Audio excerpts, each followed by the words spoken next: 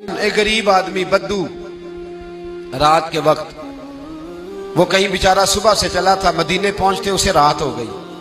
उसने डरते हुए ना खैमा बार लगा लिया। जहां रात हुई ना, आधी रात हो गई, 1-2 बजे समझ ले पहुंचा मदीने, तो उसने बाहर ने खैमा लगा लिया। बीवी उसकी उम्मीद से थी, बच्चे की विलादत का वक्त करीब आ गया, बीमार हो गई, उसने खैमा लगाया। बीवी अंदर है, हजरत उमर फारूक गश्त पे थे रात को, साथ एक गुलाम था। हजरत उमर फारूक रदी अल्लाह ताला अन्हु कहने लगे वो आग जल रही है थोड़ी सी, पता करो कौन है।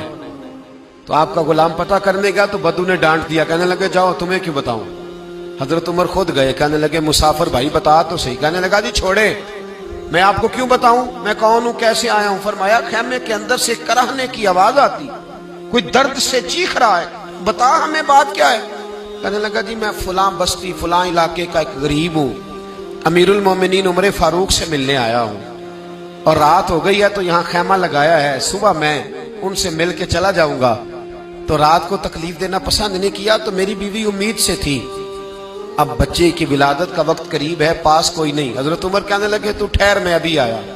चेहरे पे नकाब है, उसे बताया नहीं मैं ही अमीरुल मोमिनीन। उमर दौड़े गए, अपनी जौजा से कहने लगे अगर तुझे बहुत बड़ा अजर मिल रहा हो तो हासिल करेगी। क्या करूंगी। तो कहने लगे चल फिर मेरे साथ, बहुत बड़ा अजर है। एक दोस्त के यहाँ विलादत का वक्त है, जरूरत की चीजें साथ ले लो। उस औरत ने थोड़े दाने ले लिए, घी ले लिया। हजरत उमर से कहने लगी लकड़ियां इकट्ठी कर ले। अमीरुल मोमिनीन, काउंसलर की बात नहीं बता रहा आपको, मैं आपको एमपीए की बात नहीं बता रहा, एमएनए की बात नहीं बता रहा, जो 10 गांवों को मिला के चेयरमैन बना उसकी बात नहीं बता रहा, उसकी बात बता रहा हूं जो 22 लाख मुरब्बा मील का हुक्मरान है।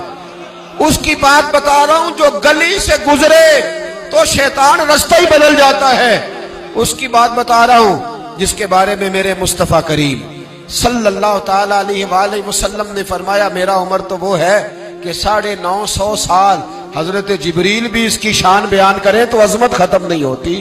इतना बड़ा शख्स। हजरत उमर ने लकड़ियां इकट्ठी की, ईंटों का रोड़े लेके चूल्हा बनाया, पहुंच गए। आपकी जौजा कहने लगी ये थोड़े दाने डालने, घी डालने और एक लकड़ी लेके इसको हिलाएं, तैयार करें। खुद जौजा अंदर चली गई, हजरत उमर बाहर पकाने लगे। वो बद्दू कहता है मैं इस तरह का उनके साथ बिहेव करने लगा जैसे को किसी चौकीदार के साथ नहीं करता। मैंने समझा ये उमर ने चौकीदार रखे आने जाने वाले मेहमानों का। मैं कभी पानी का प्याला मांगता, कभी कोई बात, उमर दौड़े जाते, कभी पानी लाते। ओ मुसलमानों, ओ मेरे रसूल के गुलाम अजीजो, हजरत उमर फारूक। वो गुलाम कहता है मैं उमर से कहता, मैं कहता गुलाम पानी ला, तो उमर दौड़ के पानी लाते।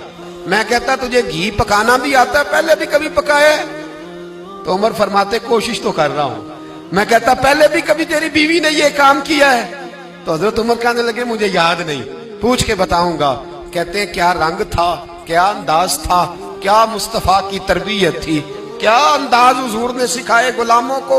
ये किस तरह का अमीर है कि ये हंडिया पका रहा है, फूंके मार रहा है एक गरीब के लिए, देहाती के लिए जिसे जानते भी नहीं।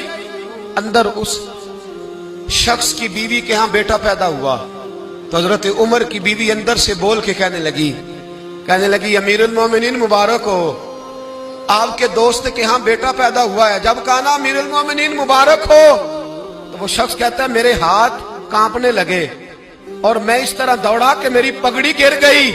मैं दौड़ा तो उमर ने बुलाया, कहा किधर जाते हो? कहने लगा आप अमीरुल मोमिनीन हैं, आप अमीरुल मोमिनीन, आप उमर हैं।